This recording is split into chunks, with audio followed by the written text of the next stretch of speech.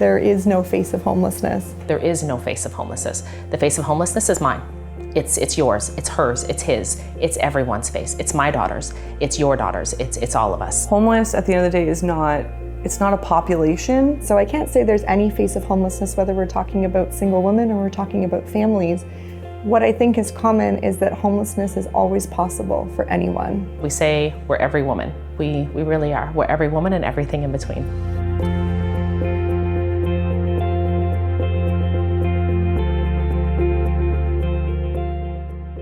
The center itself actually started in the late 80s. It was actually a group of 5 women who got together, and they recognized at that time that there was a real need for women's therapeutic services. And so they actually came up with the original Welcome Center, which was strictly therapeutic programming, after-school programming for children. The food bank services came shortly after. The shelter component actually didn't end up coming on until the center was well over 10 years old. And the shelter really quickly became our primary focus. 25 years, 5 women have created what is now the only emergency shelter for women who are experiencing homelessness in Windsor Essex County. And we are an agency that accepts any woman, any family, under any circumstances at any time that are facing homelessness and need somewhere to go. They welcome anyone who's a woman or woman identified. Everyone comes in with their own needs and their own story, whether it be addiction or family support or legal advice. I developed an addiction, and with my addiction, I got into trouble. I become homeless overnight. So I got a ride to the Welcome Center. I didn't know what I was going to do. I didn't know anyone in Windsor. I had nowhere to go, no money.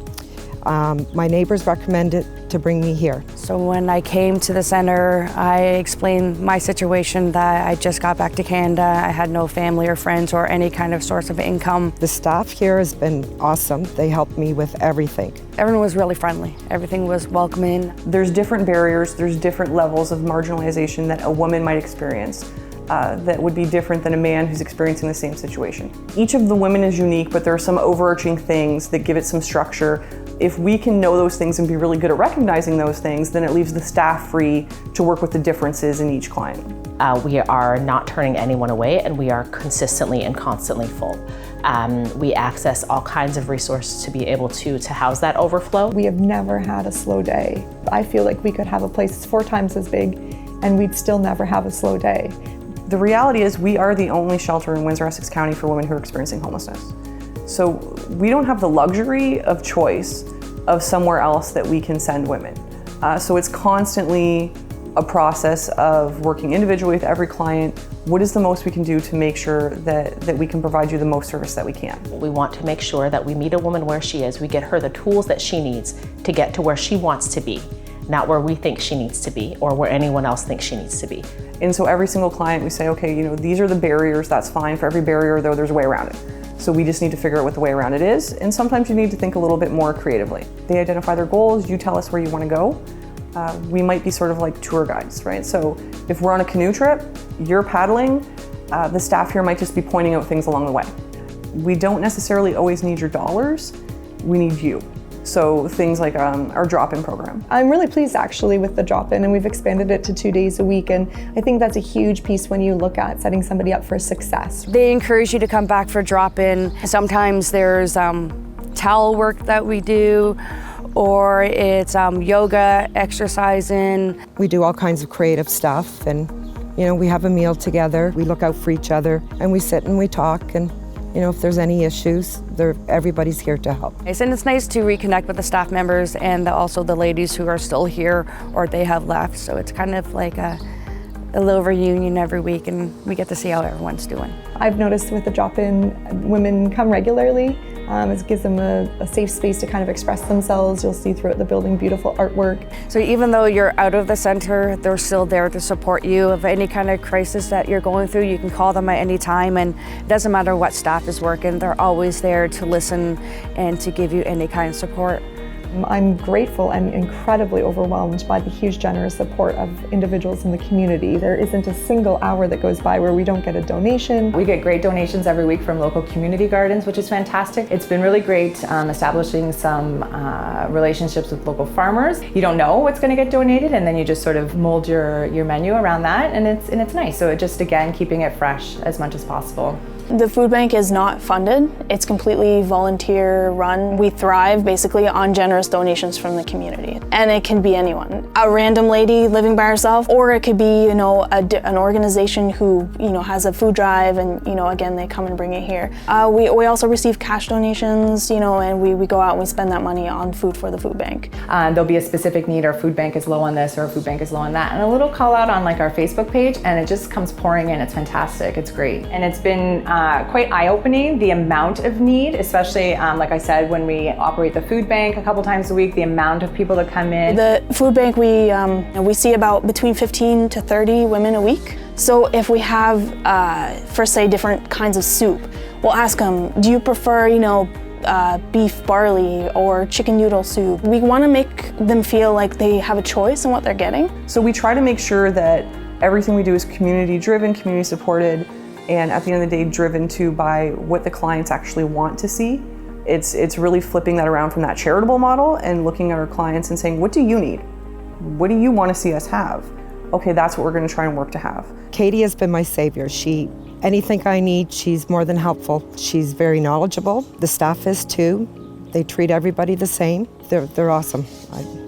We've realized very quickly that our strongest asset is our volunteers. A lot of women have come forward and said, yeah, for sure, I'll cook, I'll clean, I'll answer the phones. And so ultimately the volunteers are what allow us to have Katie, our social worker, able to focus on the women, because we know that we have volunteers who can answer the phone, answer the door, help us with the day-to-day things.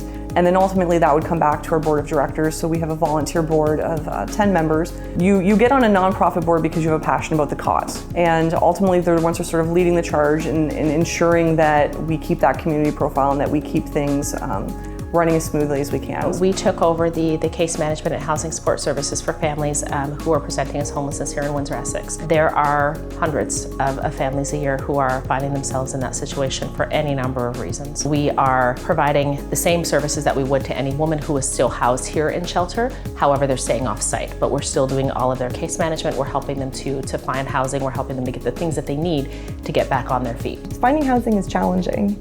And finding housing is challenging, especially when you have such limited income sources and supports, right? In terms of family support, or your network is limited. So a big piece, and especially too in supporting families that come through our doors, of course, is providing that case management to find housing and linking them up, of course, with community partners like Housing Connections, and kind of outlining what that process might be. And of course, ourselves taking them to different viewings and supporting them in that process. Keeping that family unit together is vital to making sure that the health and stability of that family is ongoing. We believe that housing is a human right.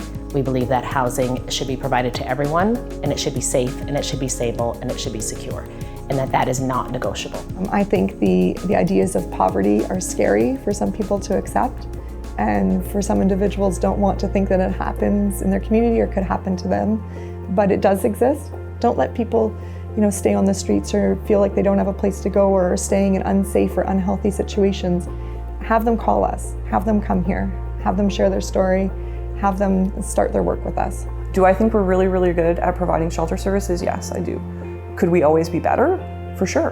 And I think that's what keeps us moving ahead, is knowing that even if there's something that we do well, we could be doing it even better in the future. And how do we do that? How do we get there? What's the path there? The shelter is not what you really think a shelter should be. It's very homey. A home is a feeling. A home is an emotion. A home is an atmosphere. And that's what we're trying to create here and trying to show is possible. I was completely lost, and for the first time in a long time, they gave me hope. They really helped me realize who I was again and my full potentials. I don't even want to think about where I would be if I didn't find them. Everybody comes through these doors with a different story. It's safe here, and they'll get you into a safe environment. Wherever you come from, whatever you've been through, it just doesn't really matter. They welcome you. And I mean, it's in the title, right? It's not a complicated thing. Help somebody where they are, get them what they need, help them out afterwards. It's quite simple. And I wake up happy every day, and I owe a lot to it, the Welcome Center.